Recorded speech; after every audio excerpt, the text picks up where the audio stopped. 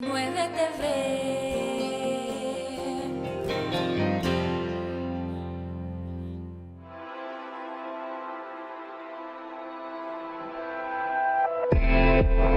Hablemos.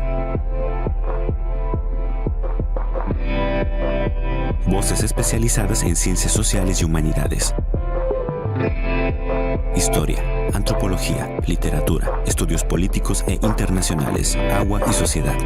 Divulguemos la ciencia. Hablemos.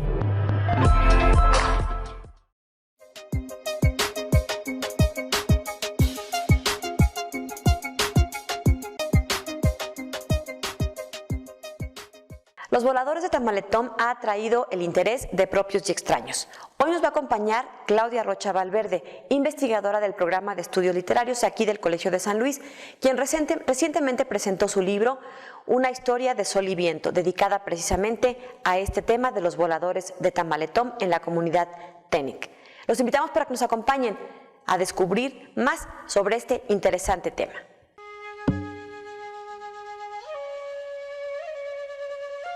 Una historia de sol y viento, la danza del volador Tenec de la Huasteca Potosina, entre lo sagrado, lo prohibido y las declaratorias de patrimonio. Nos cuenta la historia de los hombres gavilán, que trepaban a un gran mástil en donde se reunían en un espacio diminuto entre un cuadro de madera, en representación de los 4 puntos cardinales. Desde ahí, con los brazos extendidos mientras sostenían plumas en cada mano, se lanzaban en señal de ofrenda al sol, al viento, al trueno y a la madre tierra. El libro, cuya autora es Claudia Rocha Valverde, doctora en Historia del Arte, nos ayuda a conocer y comprender el fenómeno de las tradiciones y mitos del pueblo Tenec en relación con el ritual de los voladores de Tamaletón. Todo esto desde un punto de vista histórico, literario, antropológico y etnográfico. En el libro, se habla a profundidad sobre cada uno de los elementos que componen el ritual, así como el significado del vuelo mismo. Y como lo dice su título, abarca 3 aspectos fundamentales: lo sagrado, lo prohibido y las declaratorias de patrimonio. Lo sagrado es el ritual dedicado al sol y al viento. Al realizarse se hace una petición de fertilidad para sus cultivos a la madre tierra. Se cree que la práctica se realizaba desde el periodo prehispánico en Mesoamérica y que desde entonces tiene carácter divino y venerable. Lo prohibido, por su parte, comienza con el proceso de evangelización por parte de los españoles. Es aquí cuando los códices y las prácticas comienzan a mezclar elementos religiosos que se perciben hoy en día. Por último, el libro nos habla sobre las búsquedas y complicaciones que los voladores de Tamaletón han tenido para conservar y proponer espacios en donde el vuelo pueda realizarse de manera digna, sin comprometer sus necesidades materiales y simbólicas, así como la conservación que poco a poco es más difícil por los cambios sociales, económicos y políticos que ha sufrido el país a través de los años. El Colegio de San Luis, CONACYT. ¿Qué tal? ¿Cómo están? Bienvenidos. Hoy desde el Colegio de San Luis les vamos a presentar una entrevista con la autora de un libro que recientemente se presentó justo en el marco del 22 aniversario del Colegio de San Luis y que la verdad había, yo creo que ya mucha expectativa por este documento, porque para quienes son expertos, supongo, implica ya un conocimiento importante, pero además para los que no somos expertos resulta sumamente atractivo porque yo ya tuve la oportunidad de verlo, de revisarlo, de leer algunos fragmentos y la verdad es que es súper interesante porque habla de algo que nos puede llegar a fascinar y es precisamente un libro que recoge un ritual muy potosino, muy nuestro, y es el de los voladores de Tamaletón. Nos acompaña el día de hoy la doctora Claudia Rocha Valverde, a quien agradecemos mucho que nos acompañe. Claudia, gracias por estar con nosotros. Gracias por la invitación, Lidia. Nos va a platicar precisamente de su más reciente obra, de su más reciente libro, y que tiene que ver justamente con esto que les platico. El libro se llama Una historia de sol y viento, la danza del volador Tenec de la Huasteca Potosina, pero el subtítulo que le acompaña creo que nos revela mucho de lo que vamos a encontrar ahí, entre lo sagrado, lo prohibido y las declaratorias de patrimonio. Es decir, vamos a encontrar una riqueza ahí multidisciplinaria, porque la verdad es que nos ofrece enfoques que tienen que ver con la historia, la etnografía, historia del arte, hay unas imágenes maravillosas porque al final del libro se incorpora un anexo iconográfico que va desde mapas, pinturas, fotografías recientes, pero documentos antiguos. Así que bueno, ya se los presumí mucho, mejor que hable la experta. Platícanos, Claudia, ¿por qué del título? Bueno, el título tiene que ver con que se trata de un ritual que está dedicado al sol. Y como se trata del vuelo, bueno, pues también es una historia de sol y viento. Pero en realidad sí tiene un simbolismo muy profundo, que bueno, en los títulos es bien difícil revelarlo, pero se trata de un ritual que tiene que ver con la fertilidad todo el tiempo, la fertilidad agrícola de la tierra, un agradecimiento, una práctica también de petición para que no falte el agua, no falte la lluvia, no falten los alimentos. Entonces, este es el sentido más profundo siempre, casi siempre muchos de los rituales de origen indígena, y como lo dice el subtítulo también de lo sagrado, entre lo sagrado, lo prohibido y las declaratorias de patrimonio. Estos tres aspectos, lo sagrado, por ejemplo, marca los tres momentos principales que yo quiero comunicar del trabajo que realicé a lo largo de 5 años en la Huasteca Potosina principalmente. Pero quiero decir que este ritual se practicaba de manera muy amplia en todo el territorio que conocíamos como Mesoamérica. Entonces, actualmente hablamos de varios estados. Mesoamérica es México, pero en la antigüedad era hasta Centroamérica. Entonces, en la antigüedad hablamos de un ritual que se practicaba entre la costa del Pacífico, por el centro de México, por supuesto, hacia el sur, la costa del Golfo también, llegando hasta Guatemala, Nicaragua, posiblemente Costa Rica, posiblemente El Salvador. No sabemos mucho porque no se ha investigado esta parte del centro de América. Pero bueno, México, ¿no? Ahora que ya es la República Mexicana, sí sabemos que es un ritual, bueno, o una danza, porque ahora le llaman la danza del volador o el juego del volador. Conocemos mucho a los de Papantla, son los más famosos, son ¿no? Muy famosos, son internacionales, pero quiero decirles que los de Papantla es un municipio, en realidad pertenece al pueblo totonaco, que si bien en Papantla municipio hay un grupo, estos totonacos también vuelan en otras partes. En la Ciudad de México, afuera del es el Museo Nacional de Antropología. Este museo tiene un mástil, bueno, es un mástil ya de hierro, porque antes era un palo, y este mástil es usado por los totonacos. Son otro grupo que a lo mejor son papantlecos, pero bueno, emigraron desde hace mucho. ¿Son totonacas que emigraron a la Ciudad de México? Así es, hace mucho. O sea, hace mucho quiero decir no antiguo, sino hace algunas décadas, y bueno, buscando trabajo, se instalaron en la Ciudad de México y es ahí donde vuelan. Esto quiere decir que hay muchos grupos también entre los totonacos, grupos que se organizan y se quedan unos en el Tajín, ¿no? en torno a las actividades del proyecto de Cumbre Tajín, otros en Papantla, otros en la Ciudad de México, y son diferentes, pero pertenecen al pueblo originario totonaco. Entonces, bueno, lo que yo destaco en la historia que tiene que ver con la parte sagrada es este momento prehispánico, bueno, un gran momento, una gran etapa de la parte prehispánica que a veces nos cuesta mucho trabajo estudiar porque no tenemos fuentes. En este caso, las fuentes que sí representan, que nos indican que existió esta práctica, son los códices, son algunas cerámicas en donde vemos representado un grupo de personas y en el centro un palo o algo que se eleva por lo alto y un personaje arriba con un gorro cónico que está en posición de vuelo. Entonces, esto nos indica que es una forma arcaica del vuelo que ahora conocemos con los de Papantla, pero que yo estoy dando a conocer más en este momento contemporáneo con los voladores Tenec de la Huasteca Potosina. Ahí también hay cerámica, entonces, hay estos vestigios, estas fuentes informativas que tú encontraste. Sí, pero quiero decir, estos vestigios, esta antigüedad, yo la estudio con fuentes distintas, que bueno, digo, lo cerámico, los códices también, pero no de la Huasteca Potosina, sino de todo el orbe o toda esta área mesoamericana, porque los vestigios son o de Colima o de Nayarit, estos antiguos de los que te estoy platicando, la parte de la cerámica.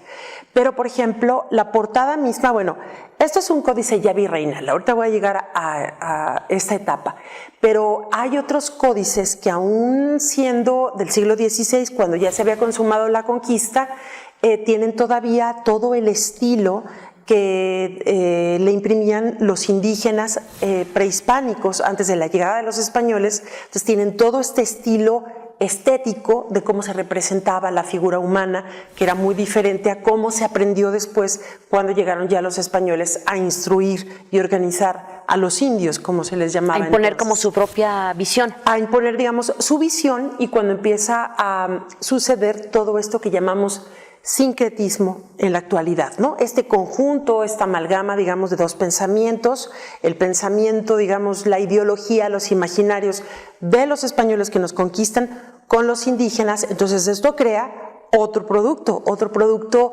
en cuanto a imaginarios, cómo concebir las cosas, cosmovisiones, y también en términos materiales lo que se empieza a producir, ¿no? Que son estos códices también ya resultado de la conquista, que es cómo se ve en la portada del libro, ¿no? Que es un códice de la época virreinal, es siglo XVI y es el códice Azcatitlán. Entonces, lo que yo hago, Lidia, a lo largo de todo mi trabajo es, por supuesto, hacer una investigación para la que fue necesaria echar mano de distintas disciplinas, como fue la antropología, la historia cultural, que es, digamos, como en lo que yo más me he metido, pero todo el tiempo también en la historia del arte, porque he hecho mano de esta historia visual también que se puede representar, que se puede mostrar a la gente a través de esta cerámica, de estos códices, de los mapas, hasta llegar a la fotografía. Entonces también estoy hablando de una historia cronológica en términos visuales, por eso el anexo que tú mencionabas. Entre lo sagrado, pues, digamos, esto fue lo que empezaste a enriquecer, a aportar, a descubrir. Lo prohibido, ¿por qué lo prohibido? Bien, entonces lo sagrado es que yo empiezo a hablar desde el periodo prehispánico al tomar algunas otras investigaciones de personas que han interpretado estos códices y que nos dicen estas prácticas estaban destinadas a la fertilidad agrícola en el periodo prehispánico, por lo tanto tenían una implicación sagrada todo el tiempo, ¿no? Esto del vuelo, además, bueno, lo que conocemos es la parte del vuelo, que es lo más espectacular, pero sabemos que en la parte sagrada es un ritual que dura muchos días y empezaba desde ir al monte a buscar el palo y cortarlo, y bueno, y muchos otros rituales, ¿no? O sea, como pequeñas ceremonias dentro de un gran ritual que llevaba días. Y lo último, bueno, podía culminar con el vuelo o con varios vuelos. Entonces, sagrado porque estaba destinado a los dioses, al dios del monte, al dios de la lluvia, al dios del sol, al dios del viento, para que juntos, ¿no? Bueno, y al universo mismo, ¿no? Por eso este asunto hay que verlo en términos de la cosmovisión indígena, todo además dirigido a los rumbos del universo, ¿no? A los puntos cardinales. Digamos que los puntos cardinales como nosotros los concebimos, y ellos les llaman los rumbos del universo, que es en donde se encuentra una deidad que es la que permite que el universo funcione, ¿no? Todo tenga un orden, y al centro la madre tierra, ¿no? Digamos, o la tierra. Estos son los rumbos del universo. Vamos a ir a una pausa y vamos a regresar para seguir platicando con nuestra invitada de hoy. Nos está presentando su nuevo libro, Una historia de sol y viento, dedicado precisamente a este ritual de los voladores de Tamaletón. Hacemos una pausa y regresamos. Les invitamos para que nos acompañen también, nos sigan en redes sociales y se comuniquen ahí con nosotros. Estamos en Facebook, Twitter e Instagram. Regresamos.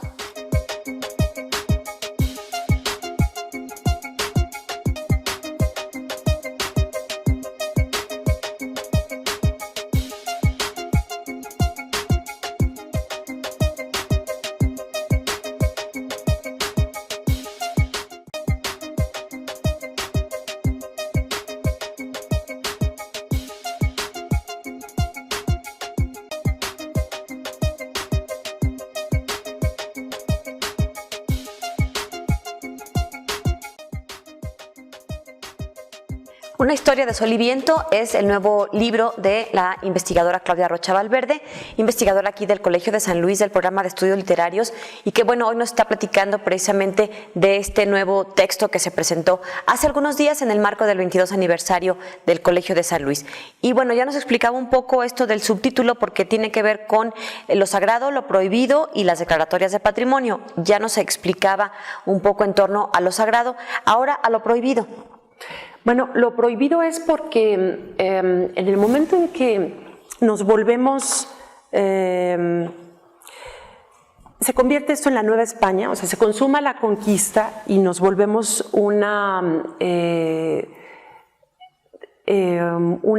es que iba a decir la palabra colonia, pero en realidad no fuimos una colonia, sino fue un virreinato, ¿no? Que son situaciones muy diferentes. Entonces, la Nueva España empieza todo su proceso de evangelización también, ¿no? Como lo podemos ver, por eso me parece tan emblemático, representativo este códice Azcatitlán, que se pueden mirar, pues el palo volador y estos voladores, pero ya convertidos en ángeles. Finalmente sí representaban el vuelo de un ave que era cercana al sol desde esta cosmovisión indígena, ¿no? Con este pasado prehispánico. Que era más bien gavilanes, ¿verdad? Pueden ser gavilanes o hay quienes les llaman águilas, ¿no? Incluso en Guatemala, el mono tiene un papel muy importante en esta danza, ¿no? Que le pueden hacer una celebración al dios mono, por ejemplo. Entonces tiene sus características muy particulares, de acuerdo al grupo, ¿no? De acuerdo al pueblo, porque además, son pueblos que hablan lenguas diferentes, tienen vestimentas distintas, pero a lo que voy, en este periodo novohispano que nos corresponde al país que ahora es México, es esta parte que nosotros vemos consolidada es ya el momento de la evangelización. Y acá abajo podemos ver claramente cómo hay una pila bautismal y cómo uno de los religiosos está bautizando a un indio. Incluso es como frailes, ¿no? También. Exactamente. Estos son frailes, son religiosos. Entonces, mi lectura de este códice, que además es un fragmento, porque es un códice es mucho más amplio, ¿no? Pero mi lectura de este códice tiene que ver con el hecho de que,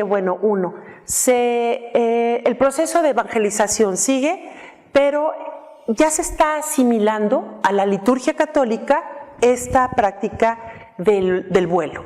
Entonces, quiero decir, como que se asimila, pero como que no. Mantiene todavía elementos propios. Sí, sigue manteniendo elementos propios, pero lo que quiero decir, hay un momento contradictorio todo el tiempo en la Nueva España y también en el asunto religioso. ¿Cómo vas a poder tú evangelizar y cambiar todo un pensamiento en un territorio tan amplio como era México o como era Mesoamérica, administrado ya, que dependía de la corona, pero con su propia administración, en México, como virreinato que era?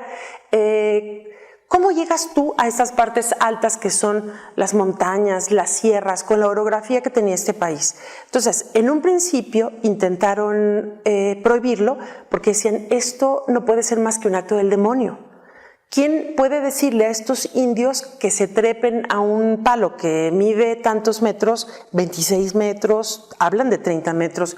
Yo nunca he visto un palo de esa altura, ¿no? Un árbol, viene de un árbol.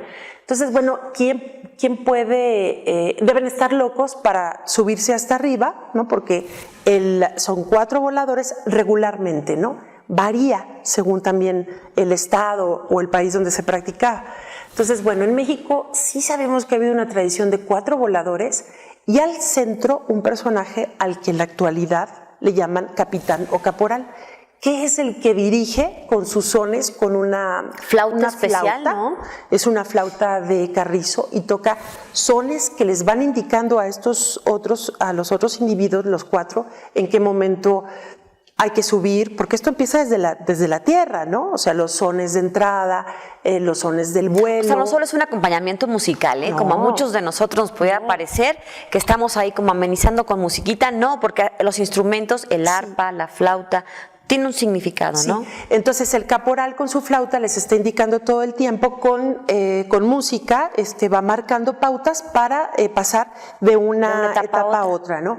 Entonces, bueno, hay un momento en la que el caporal se sitúa en el centro de este palo que si lo vemos ahora mide 30 centímetros y él se levanta antes de tocar, en el caso de los que vamos a empezar a hablar, que es a donde vamos a llegar, a Tamaletón, en la Huasteca Potosina, lo que hacen es dirigirse a los 4 rumbos del universo, allá arriba. A veces hacen una ceremonia en donde suben un guajolote y el guajolote arriba lo despluman. El guajolote, todas las aves son muy cercanas, están muy vinculadas al Padre Sol. El Padre Sol tiene que ver con lo diurno. Al padre, o digamos, el dios del sol, ¿no? Tiene que ver con lo diurno, entonces, bueno, las aves, y ellos se van a convertir en aves, ¿no? Por eso se llama Bishontiu, que se llama quiere decir danza del gavilán. Entonces, bueno, imagínense que se para ahí arriba, voy a volver a lo de lo prohibido, porque entonces se levanta y además toca, pero va girando porque tiene que saludar a todo el universo. Él está en el centro y a veces, en algunos casos, hay un paso, una danza breve ahí arriba. Entonces resulta, imagínense en términos de equilibrio, es muy peligroso. Entonces, bueno, había 20 metros de altura. Sí, o más. Y en el siglo XVI, bueno, de los religiosos más importantes estaba Fray Juan de Torquemada. Torquemada decía que, lo decía no solamente él, pero hay un documento que yo rescato de Torquemada en donde habla de este ritual que él presencia en el centro de la Ciudad de México. Porque recordemos que el centro de la Ciudad de México, la Gran Tenochtitlan, es cubierta o superpuesta por estos grandes edificios que ellos tenían. Llegan y los españoles, ¿qué es lo que hacen? Construyen iglesias y la gran catedral metropolitana. Entonces, bueno, ellos lo que sabían es que ahí se practicaba. Entonces, desde el siglo XVI los españoles le dicen la Plaza del Volador. Torquemada hace una descripción en donde lo que hace es mencionar cómo se lleva a cabo esta práctica y cómo él presencia cómo se desploma el volador que estaba en el centro, o uno de los voladores, ¿no? Entonces, él lo que dice es, y cual alas de Ícaro, ¿no? Que está este mito de Ícaro, que tenía las alas de cera, pues no le sirvieron de nada y llegó hasta el piso y pues decía, debe ser una locura, ¿no? Y además dicen que se ha prohibido, pero a mí me han llegado informes de que lo siguen practicando en otros lugares. Entonces, entre que lo prohibían y como que no, porque yo supongo que era muy atractivo también, y porque pudo haber también jalado o congregado a los indios, empezó a permitírsele un poco. Yo supongo que desde esa época se le empezó a llamar juego del volador. Entonces, es por eso que entonces mejor lo asimilamos a nuestras fiestas, a nuestro ritual católico, y se empezó a practicar en los atrios de las iglesias. Como muchos de las prácticas que son un sinónimo de sincretismo, ¿no? Entre lo prehispánico y algunos elementos católicos. Así es, completamente sincrético, ¿no? Ya una amalgama de las dos formas de pensamiento. Este libro de la doctora Claudia Rocha es un texto de aproximadamente 120 páginas. Sí. Tiene algunos capítulos muy interesantes, bueno, no algunos, todos son muy interesantes, les voy a mencionar algunos: Danzar en el viento, la historia de los antepasados y los cronistas de ultramar, la palabra viva de un volador, de los tiempos de los dioses a las declaratorias de patrimonio, y bueno, pues un capítulo final que ella misma denomina Revelaciones Finales. Como pueden ver, bueno, pues va de un pasado interesante, misterioso, que nos va descubriendo poco a poco a lo largo del libro, hasta llegar a tiempos actuales. De esto y más seguimos platicando al volver de una pausa. Antes los dejamos con esta cápsula desde el Colegio de San Luis.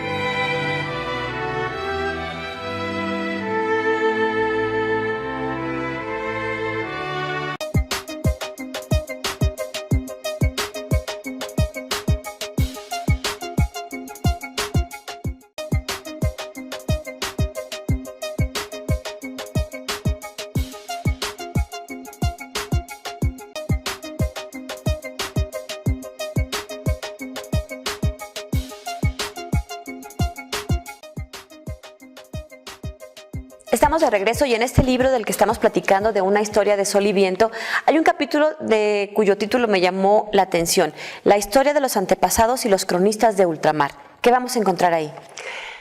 Bueno, pues es precisamente cómo intento contraponer esta idea que tenían los antiguos prehispánicos, ¿no? Lo que yo interpreto como esto que pensaban, cómo se organizaban en torno a sus rituales, la idea además de todos los dioses del universo, ¿no? O señores, más bien yo les llamaría dueños del universo. Y cómo lo de los cronistas de ultramar tiene que ver con todos estos religiosos a los que les hemos llamado cronistas, que son los que crean, los que escriben la historia. Recogen y recuperan todos estos episodios. Lo recogen desde el momento en que empiezan a trabajar y ponen a trabajar y empiezan a interrogar a los indios que habitaban el Nuevo Mundo. Entonces, ¿cómo podemos encontrar, por un lado, la parte de la oralidad, ¿no? Que es estas historias o esta forma de construir las historias un poco contrapuesta con estos informantes? Porque eran los informantes, era una forma de hacer también etnografía, digamos. No se llamaba como tal, pero había unos más involucrados que otros en el sentido de que incluso hasta hubo quien empezó a hablar la lengua principal era el náhuatl, por ejemplo. Entonces, aprendieron la lengua para poder recoger más información. Así es, y aprendieron porque estuvieron muy cerca de los indios y les interesó tanto la cultura e incluso los defendieron, ¿no? Entonces, porque bueno, de estos cronistas hay unos que tienen historias de vida incluso muy interesantes y además, bueno, no solamente religiosos, sino también eran militares, ¿no? Entonces, en algunos casos, no todos, pero es lo que yo planteo aquí o trato de poner, ¿no? En debate, ¿no? De cómo se empieza a construir la historia a partir de que llegan los cronistas, que es cuando entonces nosotros en este momento del siglo XXI podemos comprender más, es a partir de lo que ellos recogen, de lo que queda escrito en sus libros, es como conocemos realmente la historia de cómo fue Mesoamérica, cómo se las contaron ellos. Y ve tú a saber qué les pudieron haber contado, porque a lo mejor, bueno, unos lo vieron, como digo en el caso de Torquemada, que sí vio esa práctica, otros escriben lo que escucharon o lo que dijeron que sucedió allá arriba, ¿no? Entonces, bueno, pues estamos frente a documentos también que hay que poner en duda, ¿no? Porque no sabemos pues qué tanto de lo que nos están revelando pudo haber sucedido, pero yo creo que sí tenemos al menos una idea de cómo era, ¿no? Y les llamo de ultramar porque es de donde llegan, además, bueno, es de donde llega la iglesia y nuestro Señor Jesucristo, pues llega en los barcos, ¿no? Sí, claro. A él no lo conocían, entonces, bueno, Jesucristo venía en los barcos de los españoles, de los cronistas de ultramar. Entonces ellos vienen acá a armar también la historia y a traer la historia de Europa para poder decirles que había un único Señor que era Jesucristo y una única Virgen que era la Virgen María, ¿no? Entonces imagínense todo lo que existía, por eso tengo el epígrafe de Anita Brenner y además, bueno, el título de uno de sus libros que es Ídolos tras los altares. Se crean los altares de la Iglesia Católica, ¿no? Con todo este aparato ideológico, pero los ídolos seguían existiendo. Incluso estratégicamente construidos, ¿no? Encima de los dioses, de los templos, todo lo que habían encontrado. Pero además hay que pensar también en la vida privada, en la vida cotidiana.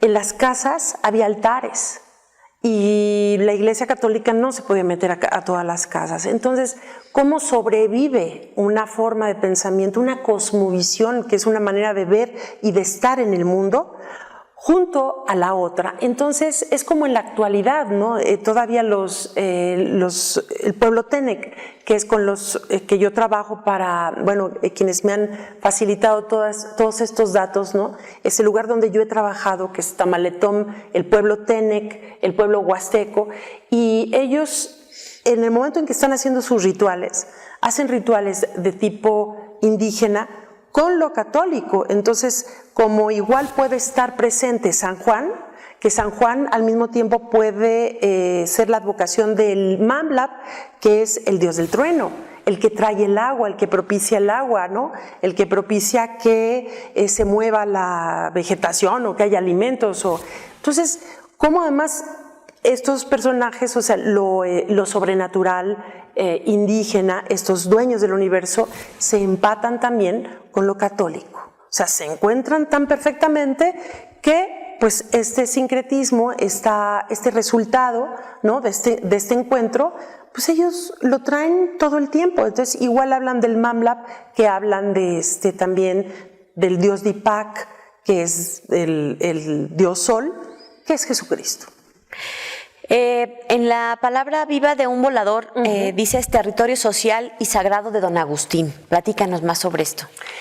Bueno, pues mira, mi libro de hecho está dedicado a Don Agustín Crisóstomo Martínez, que es uno de los viejos, viejos más viejos. Ellos les llaman viejos o abuelos a los que ostentan la sabiduría, no tanto por ser muy, muy ancianos, ¿no? Pero que además decías en el libro que a los 80 años seguía volando. Él a los 80 años todavía subía el palo, porque bueno, él fue volador y después fue capitán. Y es para mí un personaje emblemático porque él todavía está vivo. Tiene 92, 93 años por ahí. Pero además, don Agustín, cuando yo platiqué con él, don Agustín todavía recuerda y cuenta, esta es la importancia también de la tradición oral, porque bueno, muchos de ellos no están alfabetizados, entonces, ¿cómo se ha conservado esa tradición? Pues a punta de contarla, ¿no? O sea, claro. Es por eso la importancia de la tradición oral y de una tradición visual también muy importante, porque a veces no es que escuchen, sino que ven y pueden reproducir lo que están viendo, ¿no? En el hacer, en las tecnologías, en seguir haciendo y manteniendo este patrimonio material. Entonces, don Agustín me habla, por ejemplo, él vio a su abuelo, a su bisabuelo, a su abuelo, a su papá, que eran voladores, y yo le decía a don Agustín, ¿y a usted le enseñó su papá a volar? Y me decía, no, yo lo veía cómo preparaba las cuerdas, la manzana, que la manzana es este artefacto central en el que enrollan las cuerdas y que es lo que permite que en el momento de girar un cuadro alrededor de la manzana, las cuerdas vayan desenredando y ellos vayan bajando vuelen y lleguen hasta el piso. Entonces él me hablaba de la manzana y del cuadro y me decía, yo los observaba cómo preparaban el ritual, pero no, a mí no me enseñaron. Yo aprendí solito un día que me dijeron, ¿quieres volar? Otro grupo. Y él dijo, bueno, y como faltaba un volador, pues él tuvo que entrar así como de bateador emergente, ¿no? Sin ninguna, de volador emergente. De volador sin ninguna formación específica, especial, capacitación. No se preparó mucho, su papá no le enseñó, fue así de... Ándale, y lo hizo bien. Y me decía, yo estaba muy preocupado porque no sabía si iba a caer parado o iba a llegar de cabeza al piso y el pudor de hacer el ridículo, ¿no? Eso fue lo que él me platicó. Lo que le preocupaba. Sí, le preocupó. Y entonces, bueno, es muy interesante este señor porque él está exactamente en el medio de 6 generaciones de voladores. Él está vivo, los vio, lo puede contar y él además entrenó a sus hijos, los preparó en el vuelo, sus hijos a sus nietos y sus nietos están ahorita entrenando. Hay un bisnieto de don Agustín que tiene 11 años y empezó a los 8. Entonces me parece muy interesante porque entre estas 6 generaciones hablamos y podemos reconstruir 100 años de historia de una práctica. Además mencionas que es un territorio social porque bueno, pues son personas, una comunidad y hacen cosas. No solamente, digamos, es esta parte, pequeña ceremonia importantísima y valiosa del volador, sino que además tejen, conviven, coexisten. ¿Qué más nos puedes decir de lo que hace la comunidad del centro ceremonial? Bueno, pues es precisamente, o sea, como lo dice el nombre que ellos le han puesto, centro ceremonial, es porque en torno digamos, al volador, o el volador funciona, digamos, es que sí, no hay nada que sea primero, ¿no? El volador también funciona porque hay un contexto que permite que se organicen muchas mujeres, hombres y niños para mantener muchas otras tradiciones, que no solamente es la del vuelo. Entonces está el vuelo en el centro, digamos como axis mundi, como centro del universo, pero están las mujeres que tejen, que les llaman, bueno, ellos les dicen las artesanas. Para mí tiene una implicación o un valor mucho más importante que la artesanalidad, porque todavía conserva este valor sagrado, ¿no? Lo artesanal puede convertirse eventualmente en mercancía, pero quiero destacar la parte de lo sagrado porque todavía las mujeres usan toda la vestimenta para estos ritos tan importantes. Entonces, por eso el valor sagrado de la vestimenta en su conjunto como sistema, de las mujeres que preparan los alimentos, ¿no? Digamos, la gastronomía que tiene que ver para estos momentos rituales sagrados, que son tamales específicos, tamales, hay un tamal ceremonial que le llaman bolim.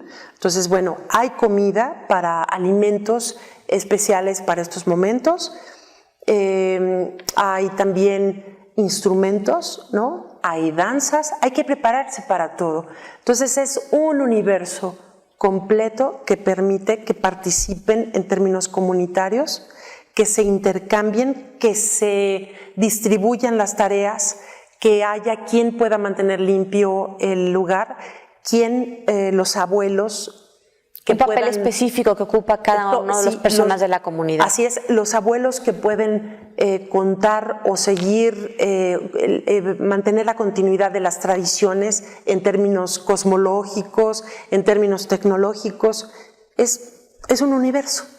El papel de las mujeres también recientemente incorporadas como voladoras parecería imposible, pero bueno, también de esto nos puede platicar nuestra invitada. Hacemos una pausa y regresamos, nos dejamos con esta cápsula antes de ella.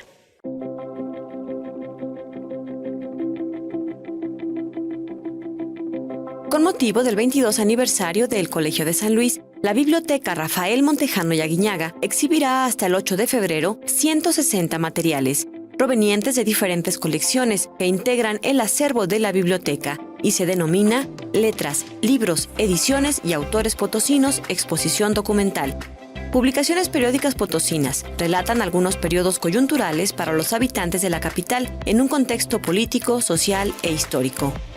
Autores potosinos, colección de autores que aportaron gran valor al acervo histórico, literario, científico, entre los que destacan Primo Feliciano Velázquez, Octaviano Cabrera, Manuel Calvillo, Rafael Montejano y Aguiñaga, Félix de Aguajare, Manuel José Otón, Antonio Cabrera, Jesús Silva Herzog, Jesús Medina Romero y Horacio Caballero, entre otros. Y la producción editorial del Colegio de San Luis, que contiene diferentes monografías y revistas relacionadas con las publicaciones hechas por el mismo colegio desde su fundación y que hoy está consolidada a través de las más de 470 publicaciones del Fondo Editorial Colsan. La idea de la exposición surge de la responsabilidad que el Colegio de San Luis mantiene con la población en general para que todo aquel que esté interesado pueda acercarse a este tipo de publicaciones editoriales históricas.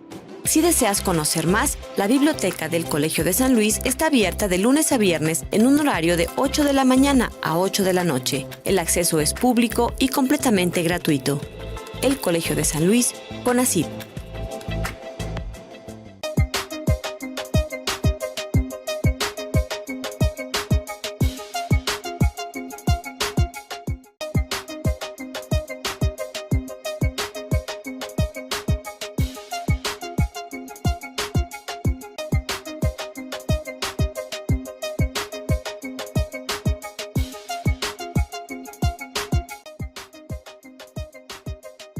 Como habrán visto en estos videos que hemos estado transmitiendo a lo largo del programa, el ritual de los voladores de Tamaletón es simplemente impresionante porque subir a esta altura de más de 20 metros sin ningún otro artefacto de protección, no son estos arneses de seguridad de acero que luego vemos para los deportes extremos y 3 vueltas y las cuerdas y los candados y los arneses de última tecnología, no, es solo una cuerda.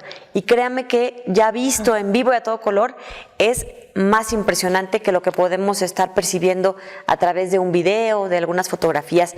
Y la verdad es que todo esto este libro nos permite conocer un poco y entender mucho de lo que está en esta cosmovisión precisamente, de esa manera de ver el mundo, de entender el mundo por parte de los grupos TENEC.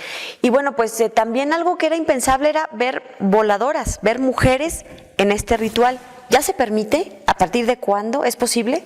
Pues mira, la pregunta de si se permite es muy interesante porque yo lo que he platicado con ellos en la comunidad con hombres, ¿no? O sea, estamos hablando de que es una práctica en donde han participado solamente los hombres, históricamente. Ancestralmente. Ancestralmente. Entonces, bueno, podemos pensar que hace apenas algunos años, estamos hablando del siglo XXI, empezaron a participar las mujeres.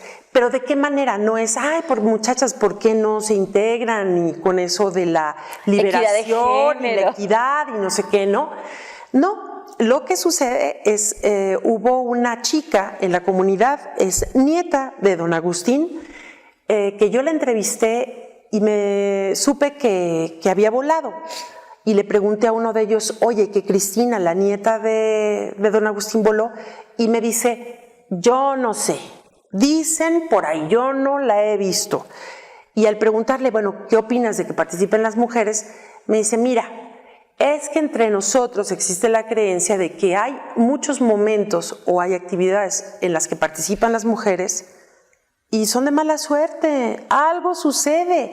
La campana de aquí se rompió una vez que la mujer fue, no sé qué mujer subió al campanario, cosas de ese estilo, ¿no? Que bueno, eso es algo, una creencia bastante arraigada todavía, ¿no? Y bueno, la cuestión aquí es que la nieta de don Agustín voló y yo la busqué para entrevistarla, para platicar con ella y le dije, a ver, Cristina, ¿que volaste? Y me dice, pues sí, me dio curiosidad. Dice, yo vengo de un bisabuelo volador, abuelo volador, papá volador, mis hermanos voladores, ¿por qué yo no voy a volar, no? ¿Qué edad tiene Cristina? Y Cristina entonces tenía 23 años y te hablo de hace más o menos 5 o 6 años. Y bueno, entonces ella dice, me dio miedo, sí logré subir, me aventé, sentí miedo. Por supuesto que alguien le facilitó, tenía que ser uno de los que están capacitados y autorizados para poder llevar a alguien hasta allá arriba, ¿no? Que, bueno, ¿pero qué se necesita para ser volador? Porque tienes que tener una fuerza física, una preparación a lo mejor hasta mental, ¿no? Ellos hablan mucho del valor y algunos creen que las mujeres no tienen ese valor, ¿no? Porque creemos también, es una construcción cultural, que las mujeres son débiles, no tienen esos actos de valentía. Una mujer no va a tener la valentía de llegar hasta arriba. Bueno, ya vimos que sí. La otra es, ¿y cómo les preparamos el ritual a las mujeres si siempre han sido hombres? Y don Agustín, cuando lo entrevisté, le dije, bueno, ¿y usted qué opina? Y dice, bueno, pues si las mujeres quieren volar, hay que traerlas. Dice que no se vayan de la comunidad, que se queden aquí y las entrenamos. Y hay que entrenarlas pues en términos, digamos, de la cosmovisión, ¿no? O sea, ¿quiénes son los dioses a los que hay que agradecer? Explicarles, informarles. Informarles y además informarles también tecnológicamente cómo se van a enredar la cuerda. Pero la cuerda de los hombres sirve igual para los hombres, el cuadro arriba sirve igual para los hombres que para las mujeres. Lo que sí no ha sucedido, o sea, bueno, voló Cristina, voló otra chica que se llama Florencia, y ellas trataron de invitar a otras mujeres para crear un grupo de voladoras, pero no se consolidó. Y lo dejaron. 2 de ellas hicieron a lo mejor un par de vuelos, algo así, pero no pasó a mayores. Hasta que sucedió otra chica muy interesada también, dijo, bueno, pues yo quiero volar. Y el capitán, uno de los capitanes que son también los que van a formar a los otros, se llama Esteban Enríquez, es un hombre que además tiene la autoridad moral para formar, para subir a la gente, para decir, sí, ¿por qué no pueden participar las mujeres? Para decir, ella va a estar en nuestro grupo, y él ha capacitado ya a 2 chicas, ha formado 2 chicas, que están las fotografías ahora a propósito del aniversario, que son Bahud y que son Kanwitz, y son 2 muchachas que dijeron, yo quiero volar, ¿qué se necesita? pues acercarte y te vamos a empezar a entrenar poco a poco hasta que te consagremos como voladora. Entonces no fue porque no hubiera más hombres interesados, fue más una curiosidad de ellas. Fue una un curiosidad interés de ellas y ya forman parte de los grupos de voladores. Vuelan con hombres porque pues tampoco hay mujeres No hay como muchas. para terminar o decir, bueno, consolidar el grupo de solo las mujeres. Ahora, llegar a capitán o capitana, eso ya es otra cosa. Yo creo que va a eso pasar un buen está a rato discusión todavía, ¿eh? Y no sé si alguna de ellas pueda llegar a ser capitana Habrá y que ver. dirigir a los hombres. En todo caso, a lo mejor una capitana con sus 4 voladoras. Pero estamos viendo a ver qué pasa. Pues ya es un gran Ellos- paso, ¿no? El que hayan permitido mujeres voladoras. Sí, lo permiten, ¿no? A ver, vamos a ver más adelante, ¿no? Tenemos 3 minutos para una reflexión final, que es como la última parte, pero antes me gustaría que nos hablaras del anexo iconográfico. Las últimas 2 preguntas las dejamos ya para el final, pero platícanos un poco qué puede encontrar la gente que lea el libro en este anexo iconográfico. Bueno, si quieres, también déjame comentar la parte del patrimonio, que es muy importante, la de la Declaratoria de Patrimonio, que tiene que ver con este anexo iconográfico en el que vamos a encontrar todo el proceso, digamos, en términos visuales, la cronología visual de cómo se ha desarrollado el volador, hasta una de las fotografías emblemáticas para ellos. Bueno, hay muchas fotografías, muchos momentos emblemáticos, pero hay una que es la de la Declaratoria de Patrimonio, pero Patrimonio del Estado, en que ellos ya están aquí en el Congreso, llegaron al Congreso los voladores, porque bueno, se impulsó la iniciativa, es una iniciativa de ley. Desde el Colegio de San Luis se asesoró y se les acompañó, capacitó, ¿no? se les Desde acompañó entonces. en términos legales para que ellos también desde el seno de su centro ceremonial empujaran su propia declaratoria. Y lo lograron. Ya pertenecen a la Declaratoria Universal de la UNESCO de 2008 y en 2017 la estatal. Entonces, bueno, ellos han impulsado su declaratoria, pero bueno, ¿de qué sirve ser patrimonio? Que será una de las preguntas. Sí, y bueno, pues tengo tiempo todavía, ¿me explayo Un ahorita minutito, o todavía? un minuto, porque es lo ¿Sí? último que nos queda. Bueno, pues... ¿De qué sirve precisamente?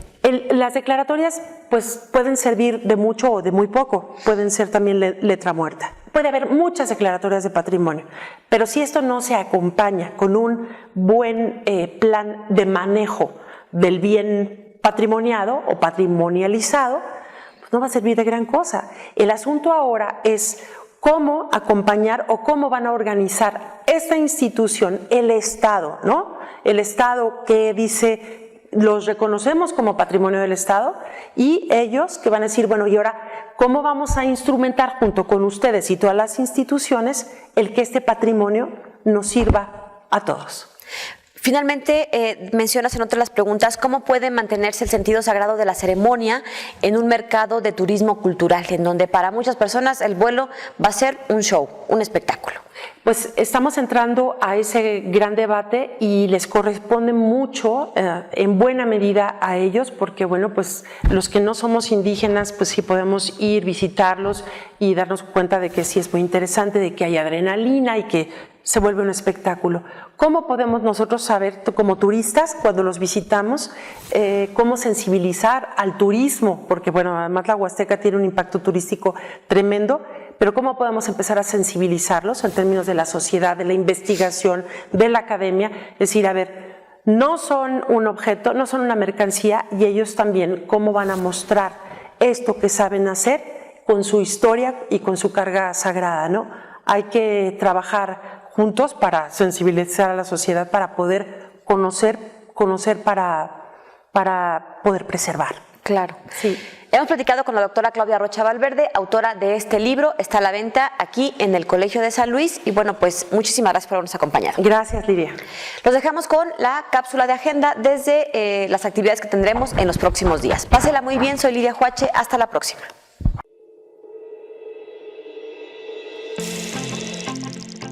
El Colegio de San Luis tiene el gusto de invitarlos a sus actividades académicas durante las primeras semanas de febrero. El miércoles 6 de febrero se llevará a cabo el seminario permanente Repensar el proceso de integración de la Unión Europea. Coordina la doctora Enriqueta Serrano, a partir de las 10 de la mañana en la Sala Miguel Caldera.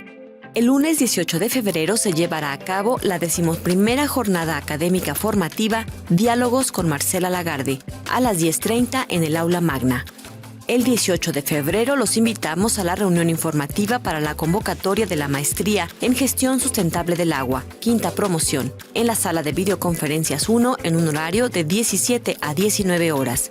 Puedes consultar estos y otros eventos en nuestra página web www.colsan.edu.mx, así como nuestras redes sociales. Búscanos en Facebook y Twitter. El Colegio de San Luis, CONACYT.